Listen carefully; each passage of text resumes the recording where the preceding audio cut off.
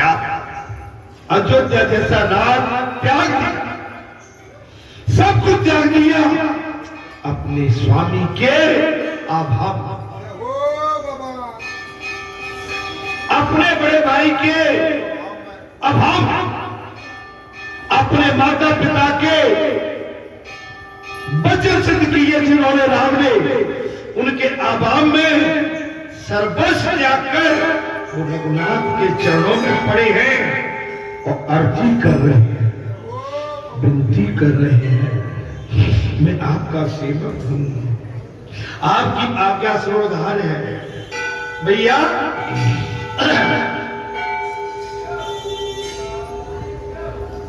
भैया अयोध्या वापस लौटकर आप सबको सलाम कीजिए। राम लक्ष्मण सीता अयोध्या वापस लौटे और मैं शत्रुघ्न के साथ वनवास में रहूंगा।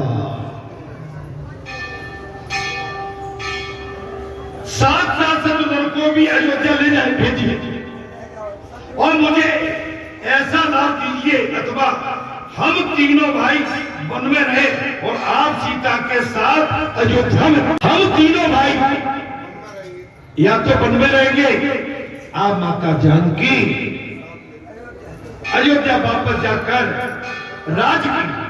तो राम जी ने कहा 14 वर्ष तो अभी पूरे हो जाएंगे। भैया भरत कथा ठीक लग रही है क्या?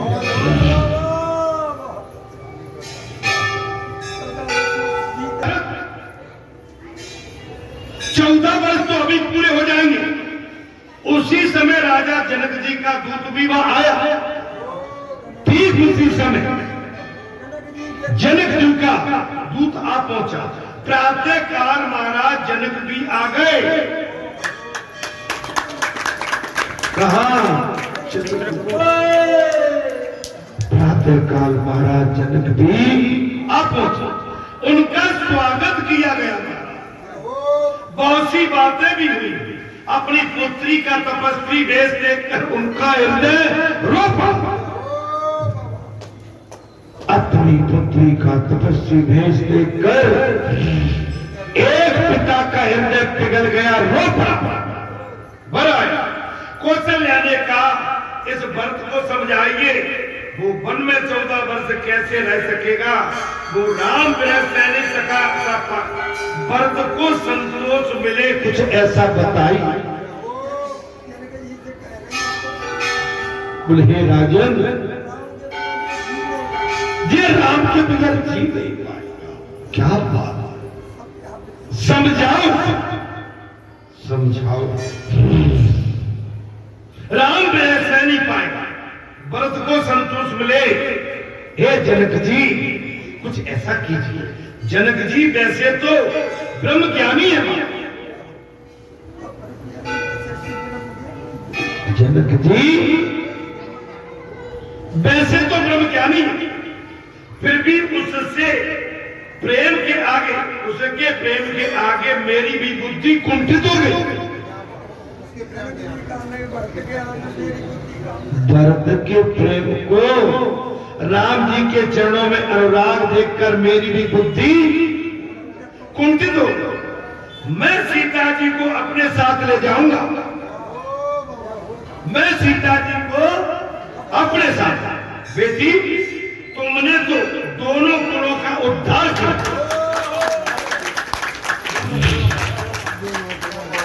बेटी जनक जी ने कहा हे बेटी तुमने दोनों कुलों का उद्धार किया, दोनों को तुमने पवित्र कर दिया। देखो मैंने एक चीज कही है, जी है, जो पिता माता अपनी बेटियों के घर में जाके अगर अपना पैर रखकर उस परिवार में तोड़ फोड़ की कोशिश करते हैं, उनके घर उजड़ जाता है। लेकिन देखिए जनक जी क्या कह रहे हैं कि तुमने दोनों कुलों को पवित्र कर दिया, तुमने पतिव्रता धर्म निभाया है। तुम एक राजा की राजकुमारी और एक राजा की पुत्रवधू, लेकिन दोनों का आपने आराम त्याग कर अपने पति की सेवा में वनवास स्वीकार कर। क्या दोनों कुलों को पवित्र कर। बहू कैसी हो, बेटी कैसी हो, दोनों कुलों को पवित्र कर। बेटी ऐसी न हो सास ससुराल में न बनाए, पिता को भी परेशान करे और ससुराल वालों को भी परेशान करे। वो बेटी नहीं। हम इसके चक्कर में कभी नहीं समझ। सीता जी ने सीता जी मेरे पति का वनवास, मेरा भी तो वनवास। क्या माता जानकी बोली, पिताश्री मेरे पति का वनवास तो यानी मेरा भी तो वनवास। आज का युग कैसा है महाराज, मेरा भी तो वनवास। पिताजी मैं आपके साथ नहीं जा सकती। पिताजी मैं आपके साथ नहीं जा, समझ में कुछ आ रही है? आपके साथ नहीं जाऊंगा। आप अधिक आग्रह न करें मुझसे। हे पिताश्री आप मुझसे अधिक आग्रह। अब अंतिम मिलन हुआ, भरत आज्ञा मांग रहे। अंतिम मिलन है, भरत आज्ञा मांग। रामचंद्र जी भरत, मैंने आज तक कभी तेरा मन नहीं दुखा। रामचंद्र जी एक ही बात कह रहे, भरत भैया मैंने आज तक तेरा मन नहीं दुखाया, किंतु आज की बात कुछ और है। मेरे भाई भरत, आज की बात कुछ और है। मैं इस समय धर्म के संकट में हूं। मेरे भाई हम दोनों को ही पिताजी की आज्ञा का पालन करना।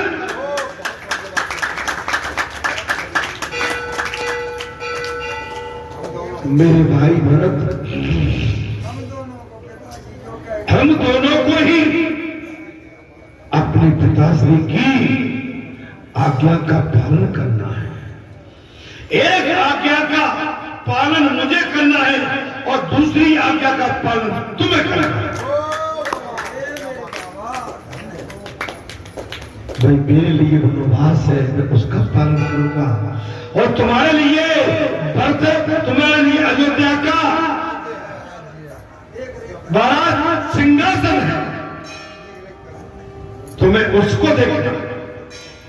भरत को रामचंद्र जी ने अपने स्मरण के स्वरूप में अपनी चरण पादुका दे दिया। कथा तो बहुत बड़ी है भैया भरत। अगर तुमको मुझसे इतना प्रेम है, मेरी चरण वंदना से इतना प्रेम है भैया भरत, मैं वचन देता हूं, तुम एक काम करो, मेरी चरण पादुकाएं ले। भरत ने उन्हें अपने माथे से लगाया और बंधु प्रेम आदर इस्तेमाल करने के बाद भरत जी ने सीताराम कह के भगवान श्री राम की चरण पादुका को अपने सर पर स्थापित कर दिया।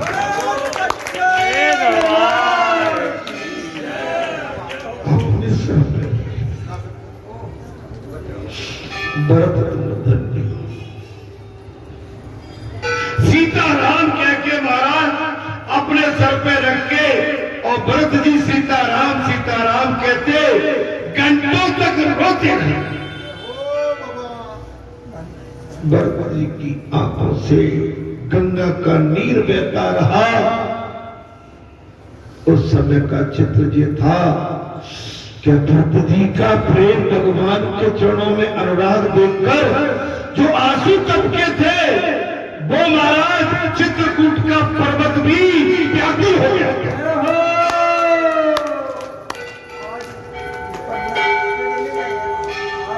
आज भी आंसू पड़े, पिघल गए। जहां पर भरत जी के आंसू पड़े थे वो पत्थर भी पिघल गए महाराज। बड़ी मुश्किल अयोध्या वापस लौटे हैं, भगवान की चरण पादुकाओं को सिंहासन पर स्थापित करते हैं। तो समझ में आ रही है? आज के समय में तो ये लगता है कि भैया बड़ा भाई आगे क्यों चल रहा है, छोटा बोले ये सरपंच बन गया, भैया तू 5 साल है ना, 5 साल के बाद मैं सरपंच बन गया। हाय भाई, तुम्हारे गांव थोड़े में सब हो रहा। आजकल बड़ा भाई अगर ऊंचे पद पे बैठा है तो कलयुग में मैं किसी का नाम लेके तो नहीं कहूंगा, स्वातन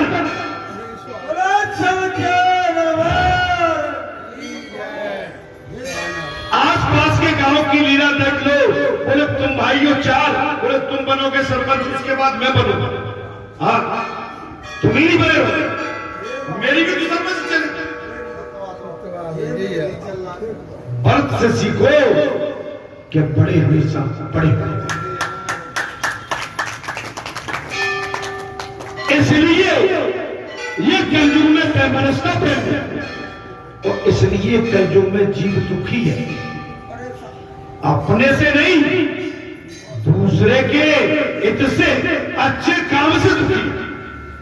दूसरा ऐसे कैसे बचेगा, ऐसे कैसे हो गया, ऐसे कैसे हो गया महाराज जी। भरत जी गोमुख यावक व्रत करते थे। क्या करते थे भरत जी? गोमुख यावक व्रत करते। गाय को जो खिलाया जाए वही गोबर के साथ बाहर आने का, गौमूत्र के साथ उबालकर उसका आहल गौ को जो खिलाया जाता था, और गौ जो नहीं जो भी खिलाया जाता, और वो गोबर के साथ जो भी आता था उस मलमूत्र और उस गोबर को इकट्ठा करके उबालने के बाद उसका आहल लेते। गौमूत्र तो समझ में आ रही है क्या बात है मेरे बाबा? सुन के अगर हमारा अभी भी शरीर नहीं, एक एक रोम नहीं खिला तो समझ लो हमारी भक्ति बेकार। गाय को जो खिलाया जाए वो गोबर के 7 बार आने पर गौमूत्र के साथ उबाला जाता था, गौमूत्र में उबाला जाता था, शुद्ध पानी में भी नहीं। और उसी का वैसे ये दिन में 1 बार खाते थे, 1 बार, 1 बार। एक दिन के व्रत के मारे तो महाराज काय व्रत माने श्याम को चेहरे की हवाई उड़ जाओ। 14 साल जीवा कितना में तपस्या थी। ये बात आपने कभी सुनी क्या? इस तरह महाराज गौ माता के उपासक, गौ माता के उपासक और गौ माता का जो गोबर में जो आहल लेती थी, उस गोबर में जो भी गोबर में दाना निकलता था उसको उसी के गौमूत्र में उबाल के और एक टाइम उसी का आहार करता।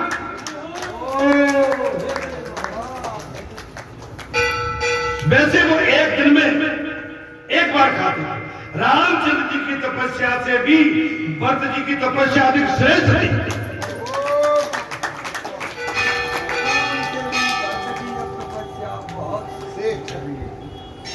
राम जी की तपस्या, एक बात बताता हूं, तपस्या हर भाई करता है, लेकिन छोटे भाई या बड़े भाई के मन में दोनों के खोट आ जाए तो तपस्या दोनों की खत्म हो जाए।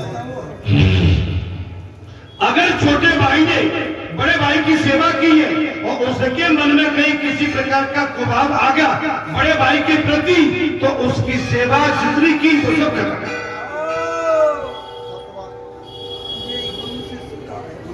और कोई गुरु से आज मैं आपको वचन दे रहा हूं, ये पक्का खेल है। अगर इसके बाद आपके मन में, हमारे मन में अगर भेद पैदा हो गया तो हमारा दोनों का ही खेल खत्म हो जाता है। इसलिए अब मैं करूं क्या? मुझ जैसे पागल को जब बिठा दिया, इसमें मेरा क्या कसूर है? क्या कसूर है मेरा कोई कसूर है इसमें? अरे भाई एक उदाहरण दिया, और आपका क्या कसूर है? आपको यहां बिठा के रखा है 25 साल से। मेरे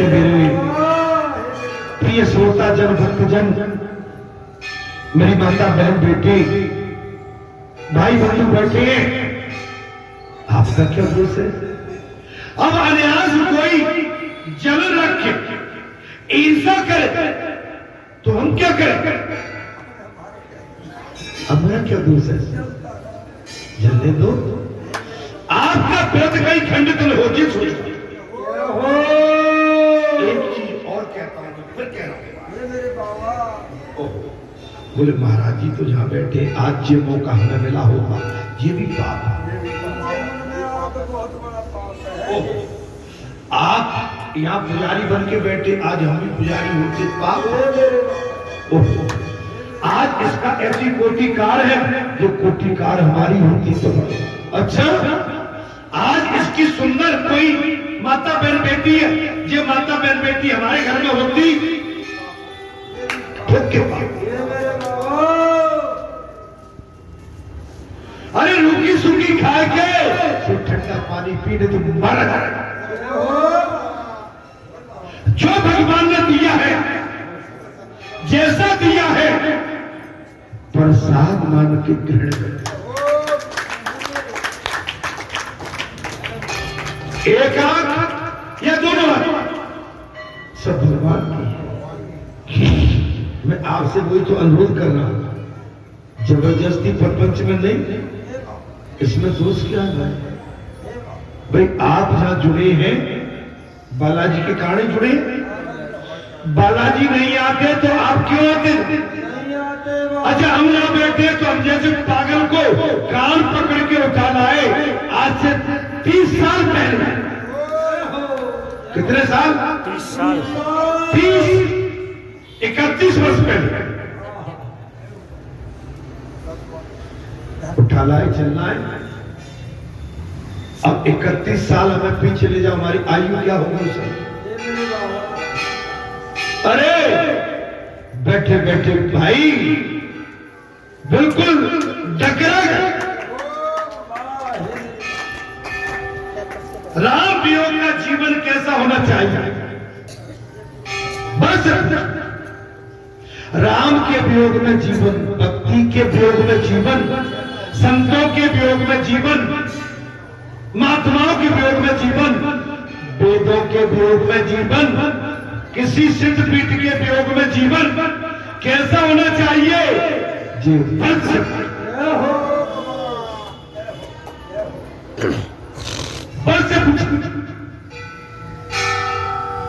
उसका आदर्श बदले जगत के समक्ष प्रस्तुत कर दिया।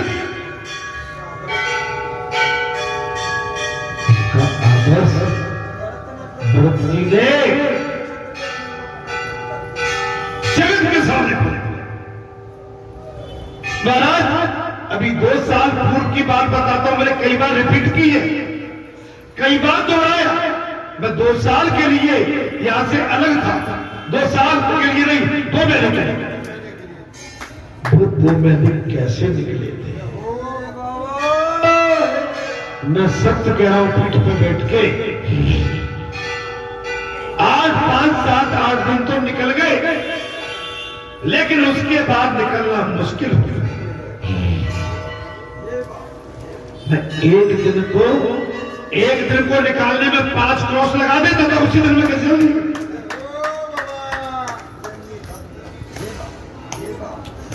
दुनिया में जहां भी ले जाता घुमाने, मैं बैठा बैठा यही सोचता रहता, कुछ नहीं, कब जाए वो घड़ी, कब आएगी?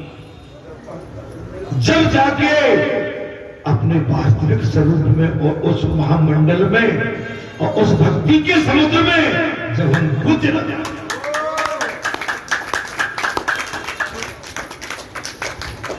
जो तो घूमने के लिए बहुत कुछ स्थान थे, लेकिन मन में की तो टुकी हुई थी।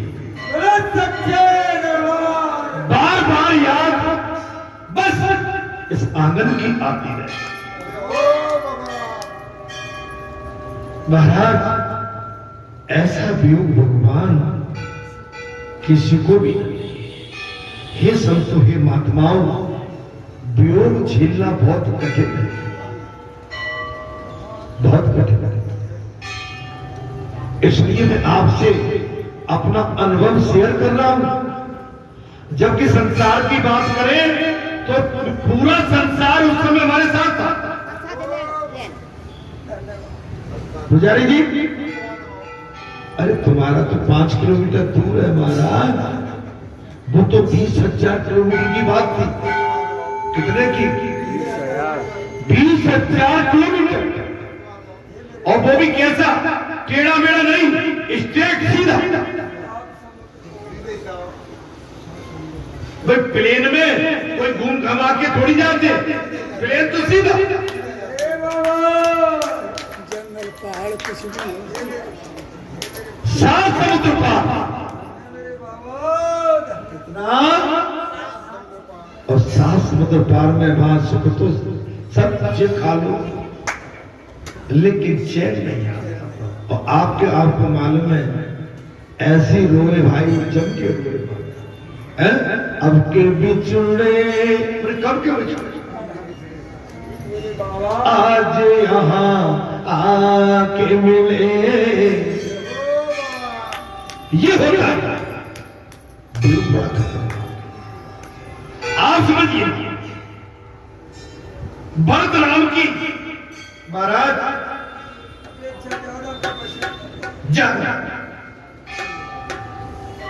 भरत जी, राम वियोगी जीवन कैसा होना चाहिए उसका आदर्श भरत ने जगत में प्रस्तुत कर दिया।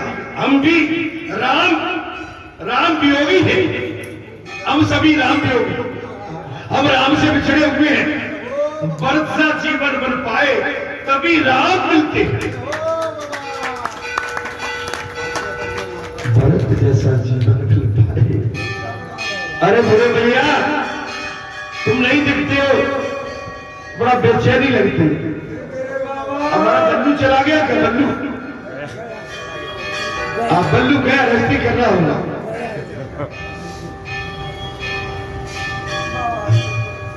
तुम्हारी मुस्कुराहट भी सहज है, सहज में चल, सहज होते हैं ना, वो आनंद देते हैं।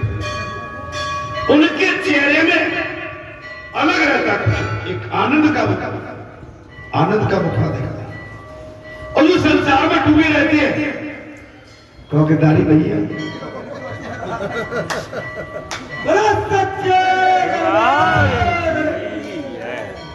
अरे गिरधारी भैया, हमारे बन जाओ, देखो तुम्हारा काम बन जाएगा।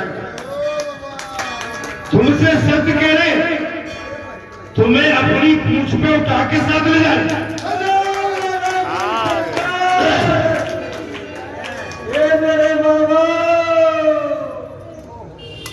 तुम्हें अपनी पूंछ पर साथ ले जाएंगे, जहां तुम्हारी कोई देखभाल नहीं करेगा। हाँ महाराज, भरत का जीवन हमारे लिए अनुकरणीय है। भरत राम की पादुका से हर बात की आज्ञा मानते। भरत जी राम जी की जड़ पादुकाओं से आज्ञा लेते थे। अरे एक बात पूछो, आप तुलसी तोड़ने जाते हो सवेरे, पूछ के लेते हो कि नहीं? पूछ के नहीं लेते, गड़बड़ में कई लोग झपट्टा मारती होती। तुलसी माता से जब भी तुलसी लेना है, भैया हम आपकी शाखाओं से कुछ तुलसी के दल महाराज चुनना चाहते हैं। ये भगवान की सेवा के लिए ले जा रहे हैं।